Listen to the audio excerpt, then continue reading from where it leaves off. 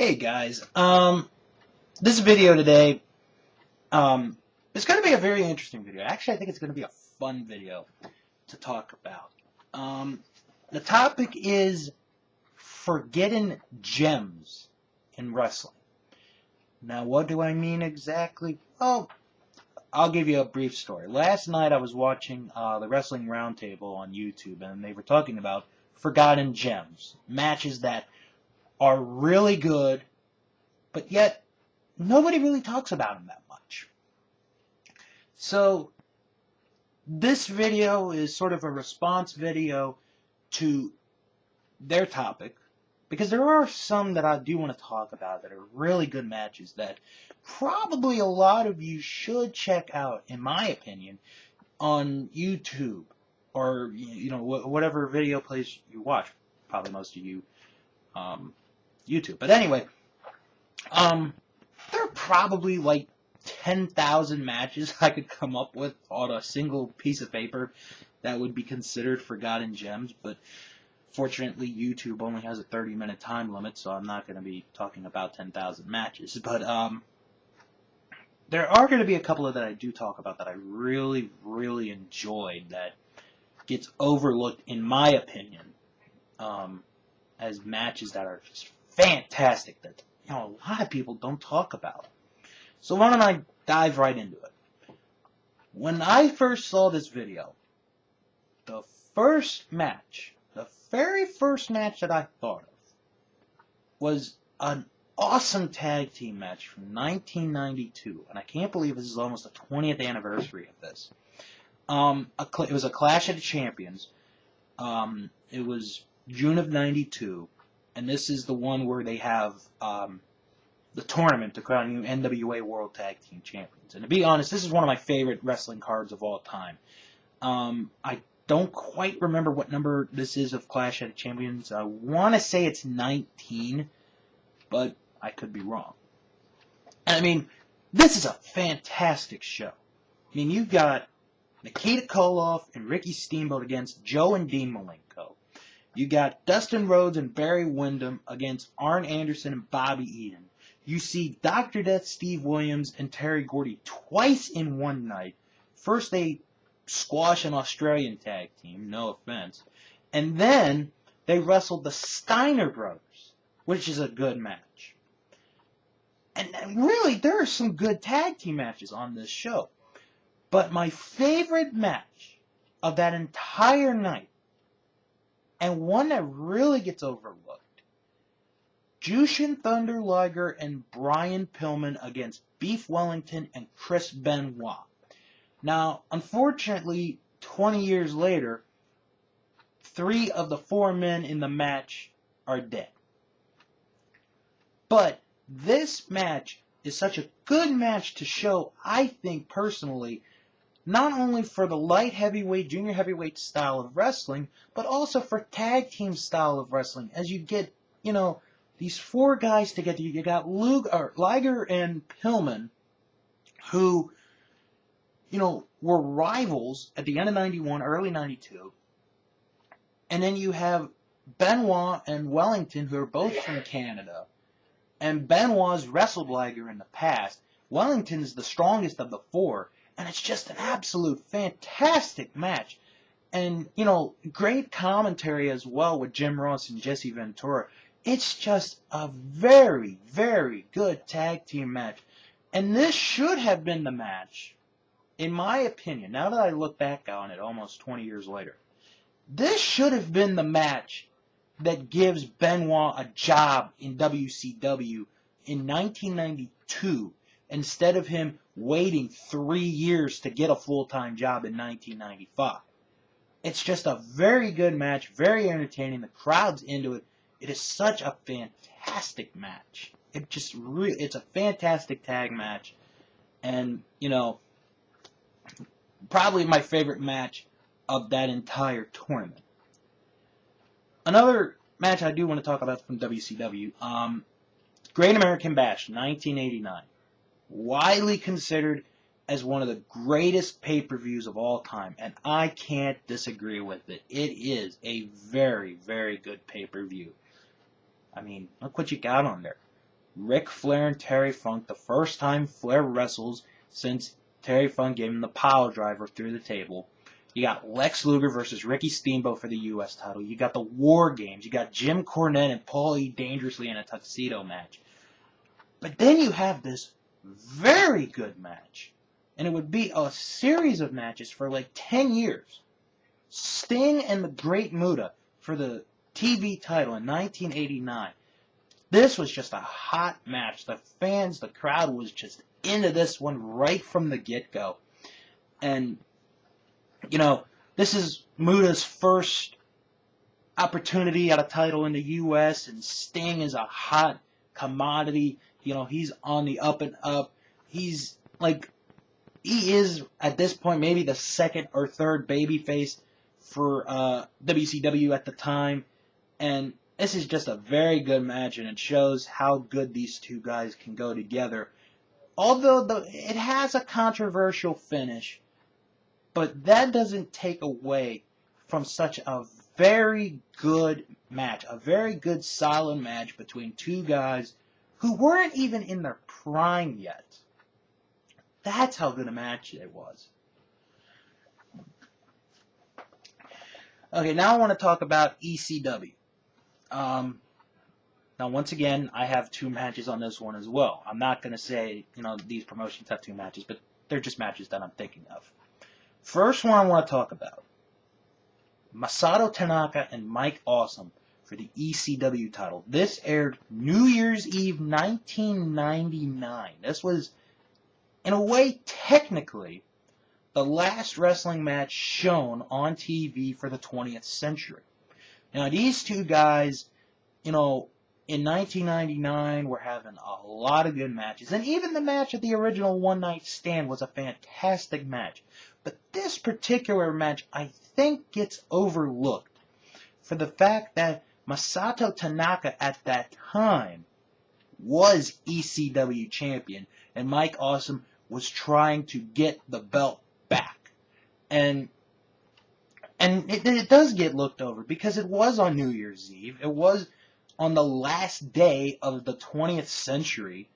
You know, it does get overlooked. And I think that's a little bit unfair because it's a really good match. And yet, you know, they do the usual stuff, but it's just so entertaining. It's just a good match. And in the aftermath of it, where Spike Dudley gets involved, you know, but Tanaka and Awesome had these fantastic series of matches, you know, and even their last one together back in 2005 was very good. But this particular one from New Year's Eve 1999 is a very good match and should be one that's looked up. Another match that I think is a forgotten gem, and I absolutely love the hell out of this match. Mikey Whipwreck and Tajiri against Little Guido and Tony Mamaluke for the ECW Tag Team titles. This match took place the night after the ECW Tag Team title tournament, which Whipwreck and Tajiri won. And this was in the Hammerstein Ballroom in New York. So their first defense is the next night against the FBI.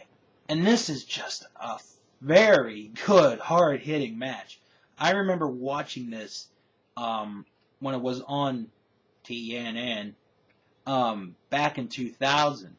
And this was just such a different style of tag team match, especially in 2000, considering, you know, you got WWF, where you got the Dudleys, the Hardys, Edge and Christian, you know, they're doing all their, you know, flopping and flying and all that stuff. And then you got WCW, who, you know, were putting tag team belts on guys who just came in within 3 minutes of the company.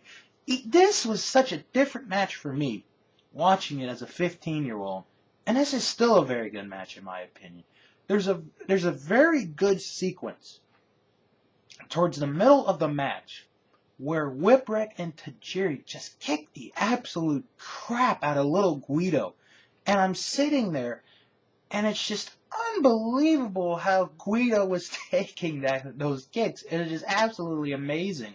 And I truly loved it. It's just a fantastic match. Really should be looked up. And you notice I'm talking a lot of tag teams. I'm going to save one more. Well, actually, a lot of them are going to be tag matches. What the hell am I saying? Okay. One that I really like, and this is from Chikara, and this is one that I absolutely love. And I was at this event to see this match. With the King of Trios tournament coming up, the match that I want to talk about, the very first tag team gauntlet they ever did on the third night of King of Trios. While this is not technically a 5-star match, not, hands down the greatest match of all time, this is such a fun match to watch. Because you have all these different tag teams, and it's almost like a Royal Rumble-like match. You start off with 2 teams. Once a team's been beaten, the next one comes. And the great thing is, you never knew what team was going to come. You never knew who was coming or what was coming. It was absolutely fantastic to watch. And me, this is the first time at a Chikara event. I'm at the ECW arena for the first time.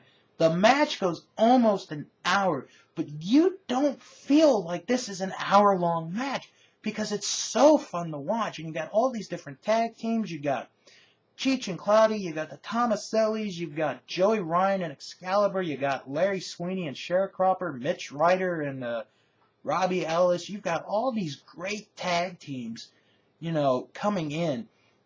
And there's even some comedy in there, which just makes it so great to watch. Probably my favorite moment was, and I'm going to tell this story. When Daisuke Sakimoto and American Balloon came out. And I remember, because I was telling my dad growing up, this is a family promotion, they don't do a lot of this. So American Balloon comes out, and, he takes his jacket off, and we're like, oh, God! And my dad's like, and you said this is a family promotion, And then, later on, towards the end of intermission, I actually got a chance to take a picture with both of those guys. That is one picture that will never be on Facebook.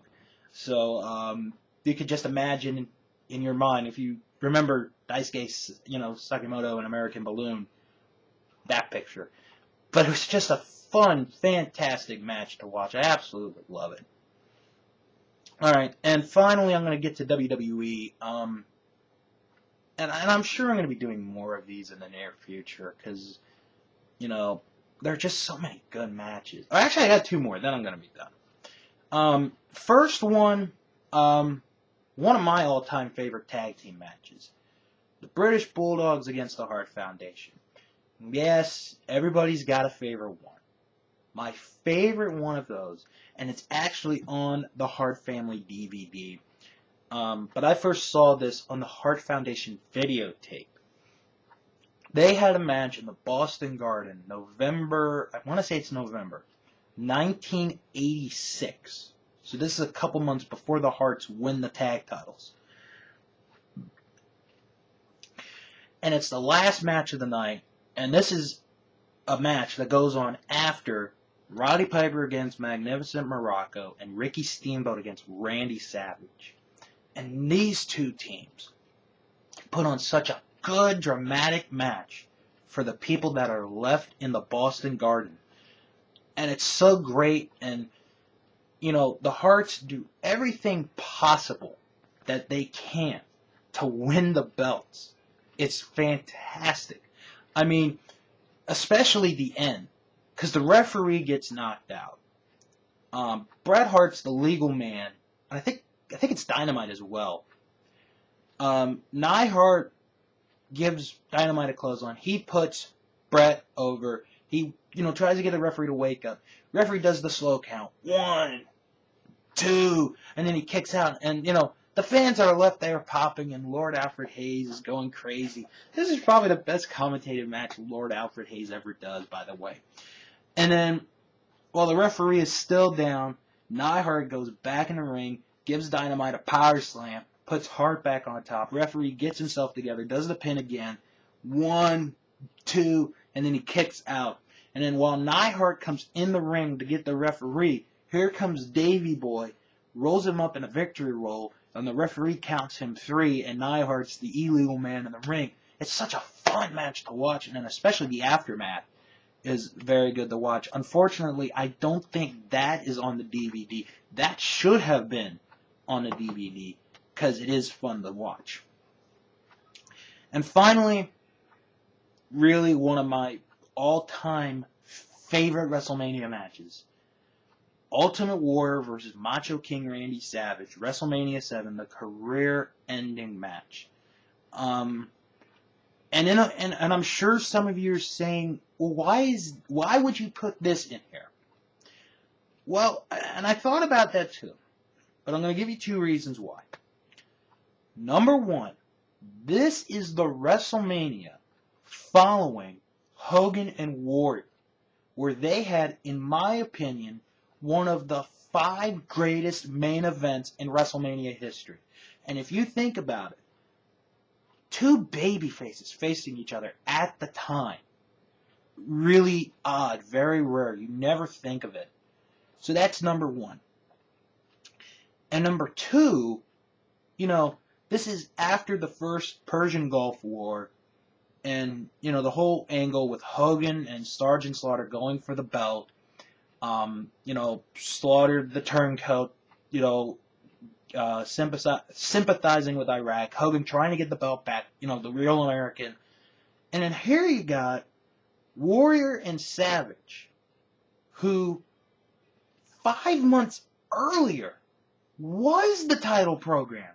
That was the WWE title program right there. Because Savage wanted a title shot from Warrior.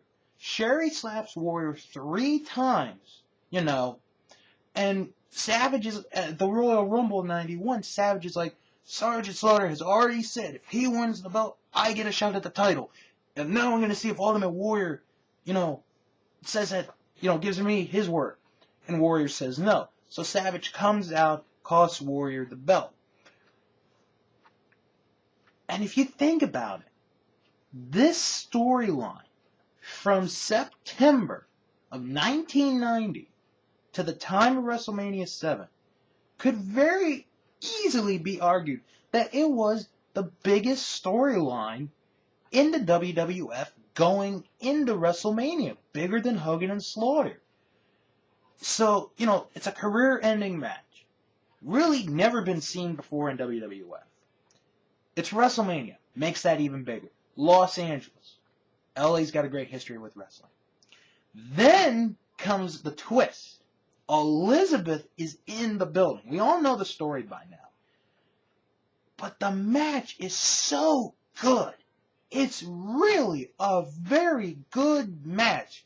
Especially the last 7-8 minutes of the match, where Savage delivers 5 elbow drops, onto the Ultimate Warrior, and Warrior kicks out.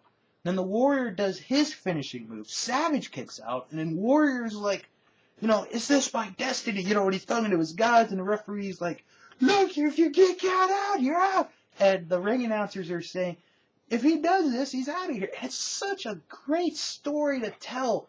And, for the 2 times that they fought each other on pay-per-view, this one in SummerSlam in 92, I prefer this one. I prefer the first one more because of how the storyline went and how, what the anticipation was and what was on the line. And that's what I really liked about it. And those are some of my forgotten gems. And I'm sure I'll do, I'm sure I'll do more in the future. And I'd love to see your, replies and responses of some of your favorite forgotten gems.